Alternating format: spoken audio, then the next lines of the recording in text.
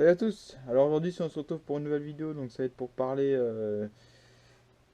fabrication d'un nouveau petit outil, donc qui va être pour la hauteur de pointe donc de mon tour, donc sur le gros tour, pas sur celui-là, sur le gros. C'est un outil qui peut être utile quand on a plusieurs porte-outils à mettre à hauteur de pointe. Donc on regardera ça tout à l'heure. Donc tout d'abord, mais je voudrais commencer par comment je vais appeler ça, les news, on va dire, de mes vidéos.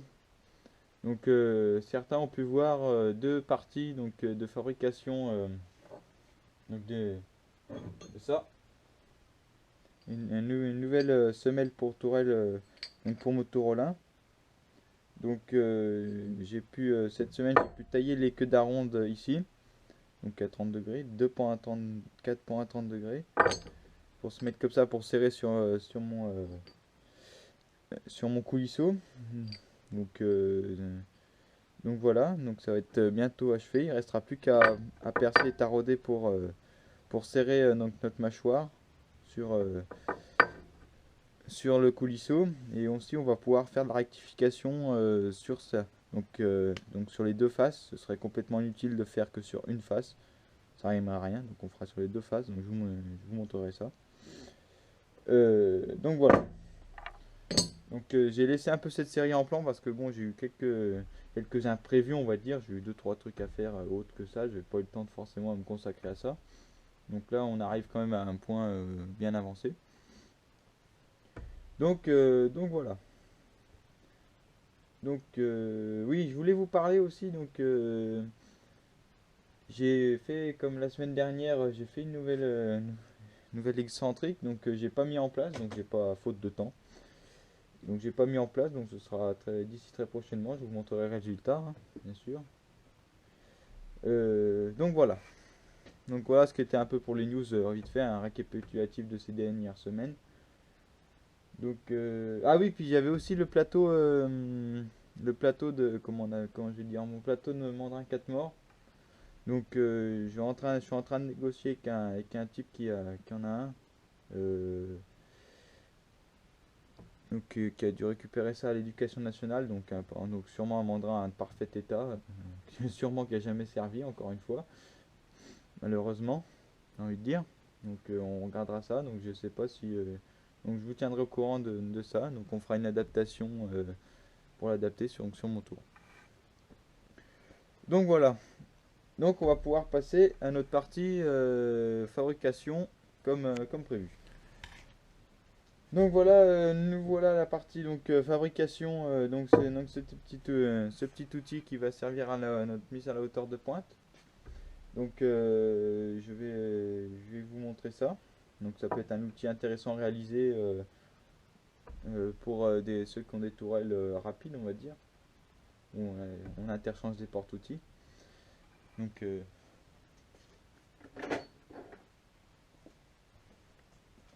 Quand on a plusieurs porte-outils de plusieurs grosseurs, ça peut être intéressant d'avoir, quand on règle tous nos porte-outils avant de faire une séquence d'usinage, ça peut être intéressant ça peut être intéressant de régler tout ça avant de se mettre à l'usinage. C'est pour ça qu'on fait appel à ce petit outil. Donc c'est un outil de mise à hauteur de pointe. Donc on peut se servir aussi, si on peut se servir d'un Trusquin. Donc moi je m'en sers pas spécialement parce que j'ai pas encore de marbre. Donc c'est un truc que j'ai récupéré, hein. C'est à mon grand-père. Très bonne qualité, hein. Sans doute, hein. À cette époque-là on faisait que du matériel de très bonne qualité, qui malheureusement n'est plus le cas aujourd'hui. Enfin bon bref. Donc on peut se servir de ça. Donc on prend notre hauteur avec la contrepointe. Hop, je vais baisser un peu la caméra si vous ne voyez pas trop. Voilà. Donc on se met tout basiquement notre contrepointe. Et là, on se met avec la petite pointe, on se met là. Et ensuite, on a juste à reporter sur notre outil pour pouvoir se mettre à la hauteur de pointe. Donc ça, c'est bien beau, mais le problème, c'est que le problème c'est la pointe, on va dire. D'habitude, si on veut bien se mettre à la hauteur de l'outil, on prend par exemple comme ça pour citer un exemple, hein.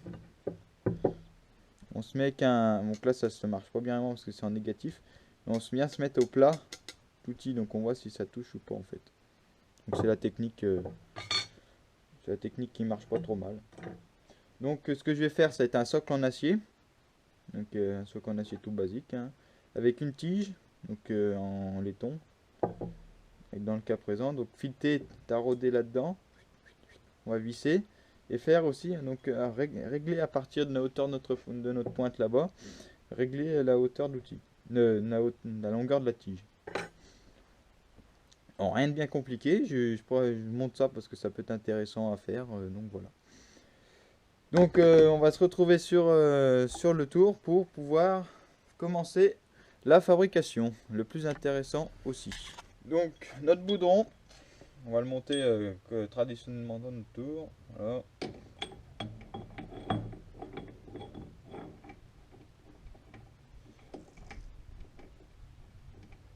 On va juste le sortir assez pour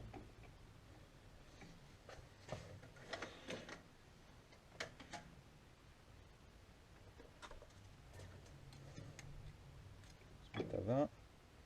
Voilà.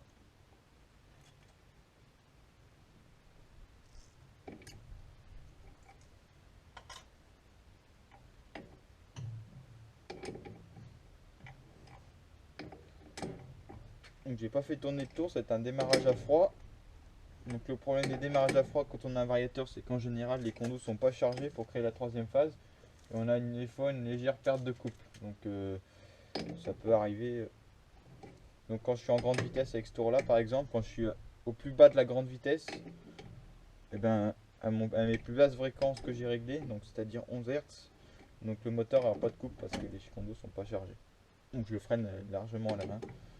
Donc normalement c'est mieux de le faire tourner 5-10 minutes, même pas 5 minutes suffirait pour avoir du couple au démarrage.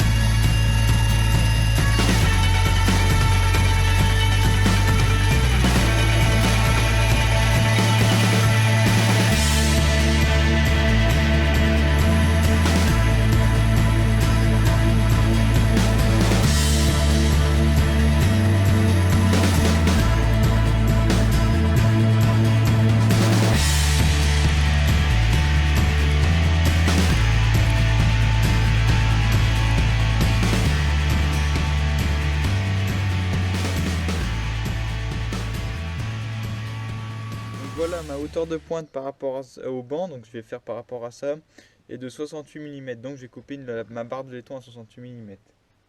Donc on peut voir le temps qui est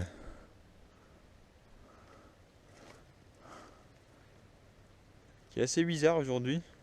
Un coup il neige, un coup il fait de l'orage. Enfin bon bref. Donc j'ai coupé ma barre à 68 mm. Donc celle-ci. Donc 68 mm un peu plus pour pouvoir que je vais peut-être la dresser sur le petit tour. Je vais faire un petit coup de dressage pour que ce soit propre. Donc j'ai dit 68. Ensuite je vais pouvoir tarauder aussi mon trou, ma pièce. Là, je voulais pas vous montrer, elle est là. Donc voilà. je vais pouvoir le rectifier. Donc l'outil à tronçonner, j'étais emmerdé par ce putain d'outil. Il sautait, j'ai dû trop le sortir. Bon, c'est pas très grave, hein. Donc c'est un peu haut, c'est un peu bombé, normal, ce qui est normal quand on tronçonne mal, quand on est. Pourtant j'ai mis à l'équerre, mais bon, peut-être pas comme il faut. Enfin bon, bref. Donc j'ai dit, j'ai taraudé à 6 le trou là. Donc et là aussi je vais aussi fitter à 6 là. Donc allons-y.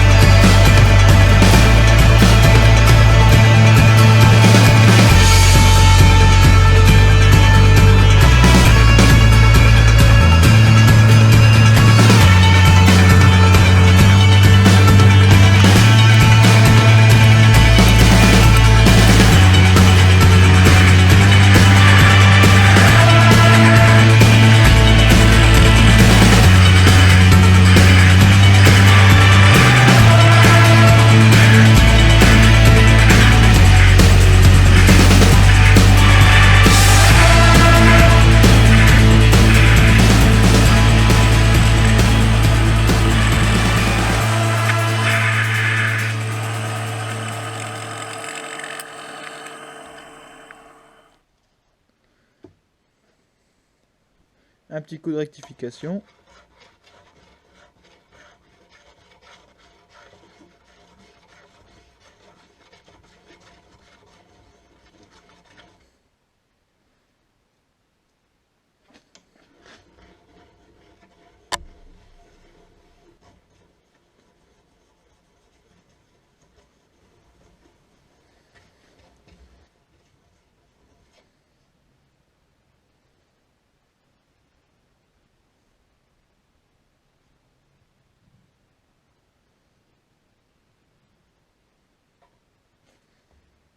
Là, on peut constater la rectification.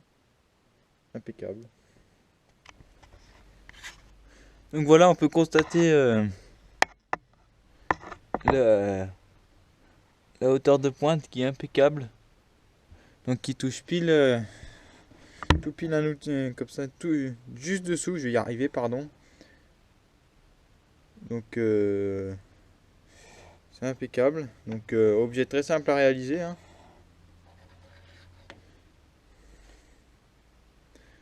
Donc rectifier extérieur. Donc là j'ai taraudé à l'intérieur à M5. Donc c'était un truc de 6, ça allait, une barre de 6. Un petit bout de plan en laiton. Je vais peut-être les bavurer un petit peu après pour le futur. Je vais faire ça hors caméra. On va dire que ça s'arrête là. Donc taraudage ici, là, un filetage externe. Un filetage, oui, ça forcément c'est que c'est externe. Oui, donc par abus de langage, faire attention, taraudage c'est interne, filetage c'est externe. Bon bah. Donc voilà. Donc c'est fini. Donc malgré le temps et puis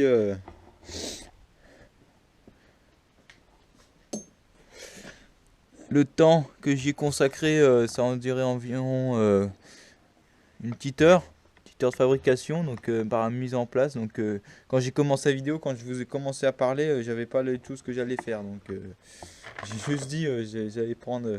Donc j'ai vu qu'il y avait un bout de rond, un truc. J'ai dit allez hop, on va tailler un truc là-dedans, puis c'est bon. Regardez, impeccable, un tout petit outil qui sert bien, et finalement qui est vachement pratique parce que ça évite tout le temps de revenir, de faire la contrepointe, de mettre une contrepointe si on a un porte-forêt. Enfin bon, bref. Donc c'est impeccable. Franchement, c'est un bon petit outil. Donc c'est un bon aussi, bon exercice de travaux de tournage. Donc pour ceux qui débutent dans le tournage amateur, qui débutent, qui n'ont jamais appris ça, et qui apprennent par eux-mêmes et par internet, sachez que ça c'est un très bon moyen de connaître les opérations de base de l'usinage, donc l'image, sciage, donc les principes de base de la fabrication. Donc moi à la maison j'ai 2 tours, donc si vous en avez un, ou pas de fraiseuse, c'est largement faisable. Donc une petite heure, un bout d'acier pour faire le socle, et puis une barre en laiton, donc ça marche impec. Donc voilà, donc j'espère que cette vidéo vous aura plu. Donc n'hésitez pas à vous abonner donc à ma chaîne. Euh, Qu'est-ce que je voulais dire d'autre? N'hésitez pas à vous abonner, faites partager aussi parce que c'est un peu intéressant de montrer ce genre de truc aux personnes qui aiment l'usinage. Donc là c'était une petite démo de ce qu'on pouvait faire avec différentes machines. Donc voilà, j'espère que vous aura plu et à la prochaine. Salut!